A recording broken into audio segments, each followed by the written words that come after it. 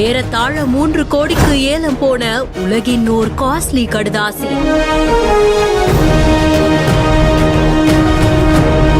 ஆயிரக்கணக்கான உயிர்களோடு ராட்சச பனிப்பாறையில் மோதி சிதைந்து கடலுக்குள் சென்ற பொக்கிஷத்தின் வரலாற்று தடயம்.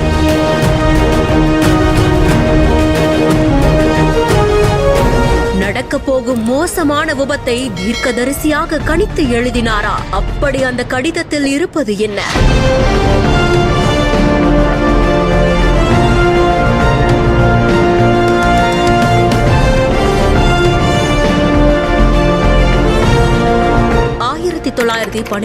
ஆண்டு இங்கிலாந்துல இருந்து நியூயார்க் துறைமுகம் நோக்கி ஒரு பிரம்மாண்டமான சொகுசு கப்பல் புறப்பட்டுச்சு. டைட்டானிக்ங்கிற அந்த பிரம்மாண்ட கப்பல் தன்னுடைய முதல் பயணத்திலேயே என்ன ஆச்சு அப்படின்றது யாவரும் அறிந்த ஒன்றுதான். கடல்ல மூழ்கி இருக்கிற அந்த கப்பல் குறித்து இன்றைக்கு வரைக்குமே ஆய்வுகள் மேற்கொள்ளப்பட்டு இருக்கு. கப்பல் தொடர்பா வலிமிகுந்த நினைவுகளை கொடுக்கக்கூடிய அந்த பொருட்கள் அவ்வப்போது ஏலத்துல விடப்படுற செய்திகளை நம்ம பார்த்திருந்திருப்போம். அப்படியான ஒரு கடிதம் தான் சமீபத்துல இந்திய மதிப்புப்படி சுமார் 3 கோடி ரூபாய் அளவுல ஏலம் போயிருந்திருக்கு. கப்பல்ல பயணிச்ச கர்னல் ஆசிபால் கிரேசி அப்படின்றவங்க இந்த கடிதத்தை ஹோட்டல்ல அறிமுகமான ஒரு நபருக்கு அனுப்பியதா கூறப்படுது.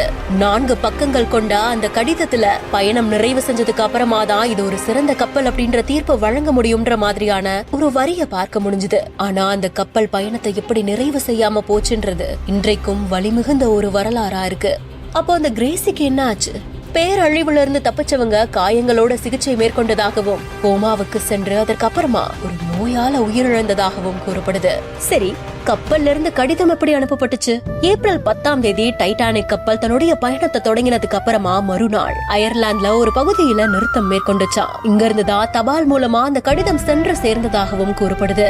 இந்த கடிதம் தான் 113 வருட வரலாற்று சுவடா நம்ம கிட்ட இப்போ இருக்கு. ஆச்சரியமா இருக்குல்ல? இந்த செய்தி குறித்த உங்களுடைய கருத்துக்களை கமெண்ட் செக்ஷன்ல சொல்லுங்க. மேலும் செய்திகளுக்கு பிஹைண்ட் ரூட்ஸை ஃபாலோ பண்ணிக்கோங்க.